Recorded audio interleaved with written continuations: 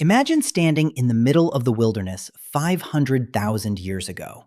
The sun disappears, darkness takes over, the temperature begins to fall. You hear something moving in the trees. Maybe it's a wolf, maybe it's a lion, maybe it's something you've never seen before.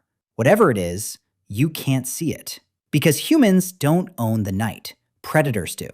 Today, if your house gets cold, you turn on the heater. If it's dark, you flip a switch. If you want a campfire, you strike a match. But for almost all of human history, none of those things existed. Which raises an extraordinary question. How did the first humans ever discover fire? Because nobody could simply invent a flame. You can't build something if you've never seen it before. Fortunately, nature had already solved that problem. Long before humans appeared, the Earth was already on fire.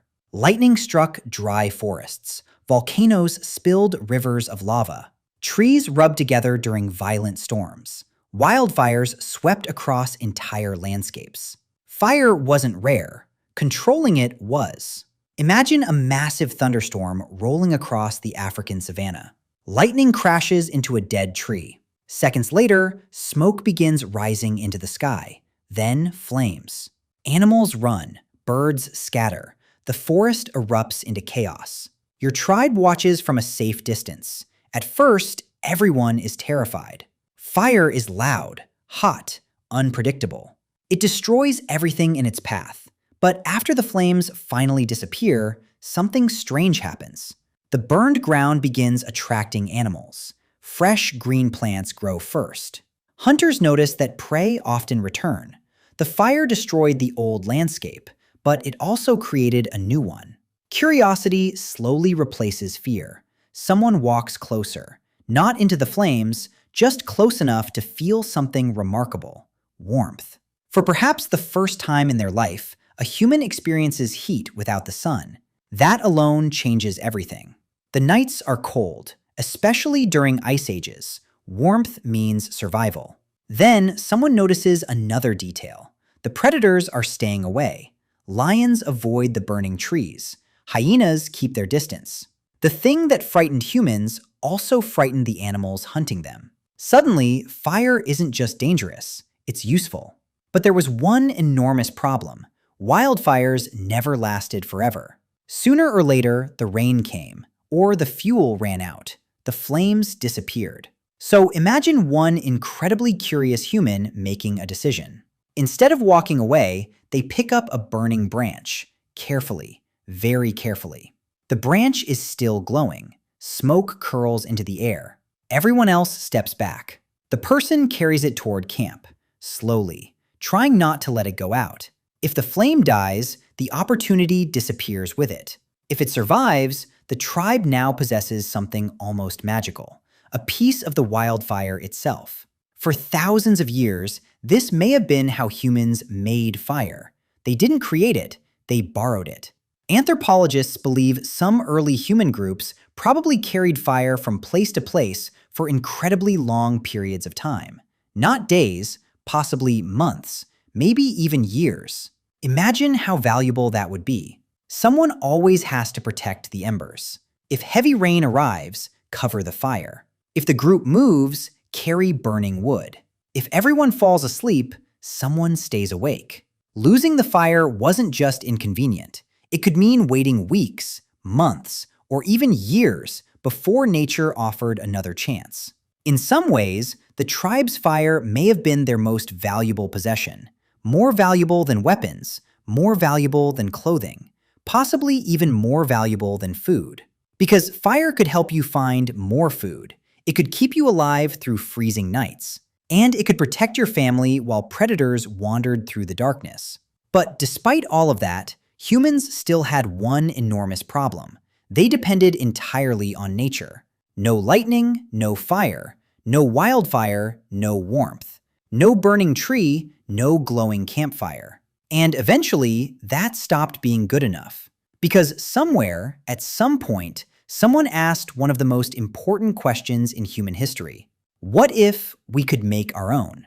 The answer didn't arrive overnight. Nobody woke up one morning, rubbed two sticks together, and accidentally reinvented civilization. Learning to create fire may have taken hundreds of thousands of years. Generation after generation, people experimented. Most attempts failed. Some ended in frustration. Others ended with sore hands. But eventually, patterns began to appear. Strike one rock against another. Sometimes nothing happens. Strike them again, harder, faster. Then, suddenly, a tiny spark. It lasts less than a second, almost too fast to notice. But it proves something incredible. Fire doesn't have to come from lightning. Now imagine trying to turn that tiny spark into a flame. It's much harder than it sounds. A spark isn't enough. You need dry grass, tiny twigs, perfect timing, the right amount of oxygen. One mistake, and everything goes dark again. For thousands of years, humans became experts at something modern people almost never think about: starting a fire. Different cultures discovered different methods. Some used flint and pyrite to create showers of sparks. Others spun wooden sticks against wooden boards. Some used bamboo. Others used fire drills with carefully chosen types of wood. Different techniques, the same goal: create something that nature normally controlled, then keep it alive. And once humans mastered that skill, everything changed. Cooking came first. Imagine eating raw meat your entire life. It's tough, difficult to chew, full of dangerous bacteria. Now place that same meat over a fire. It becomes softer, safer, easier to digest. Suddenly, your body spends less energy chewing and digesting food. More energy becomes available elsewhere. Some scientists believe this may have helped support the evolution of our unusually large brains. Fire didn't just cook food, it transformed biology. Then it transformed geography. Cold regions that once seemed impossible suddenly became livable. Humans spread farther north. They crossed mountains, survived harsh winters, expanded into places where freezing nights would once have been deadly. Fire turned hostile environments into possible homes. But perhaps its greatest effect happened after sunset. For millions of years, night belonged to predators. Now, humans pushed back the darkness. Families gathered around glowing campfires. Children stayed close to their parents. Hunters repaired tools. Elders shared stories. Knowledge survived because people could now spend hours together after the day's work had ended. Some anthropologists even suggest that campfires helped shape language itself. Talking is easier when everyone is sitting together, with nowhere else to go. The fire became the center of human life, not just physically, socially. Entire communities organized themselves around it, and the influence of fire kept growing. Clay hardened into pottery, metal ores melted into bronze, then iron. Glass became possible, brick, architecture, eventually steam engines, factories, electricity, rocket engines. Every major technological revolution traces part of its history back to one simple discovery: a controlled flame. The remarkable thing is that humans didn't create fire. Nature had been making it for hundreds of millions of years. What humans discovered was how to control it, how to preserve it, how to carry it, and eventually, how to create it whenever they needed it. That single ability separated us from every other species on Earth. Many animals use tools. Some solve puzzles. Some even understand surprisingly complex problems. But no other species learned to command fire. And once humans did, there was no going back. Every warm home, every cooked meal, every candle, every furnace, every power plant, every spacecraft leaving Earth can trace its story back to a frightened group of ancient humans standing at the edge of a wildfire, watching something they didn't yet understand. So when did humans discover fire? Probably long before they learned to make it. At first, they borrowed it from nature. Only much later did they learn how to create it themselves.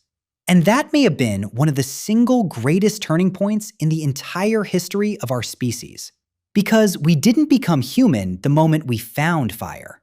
But once we learned to control it, the world would never belong to the darkness again.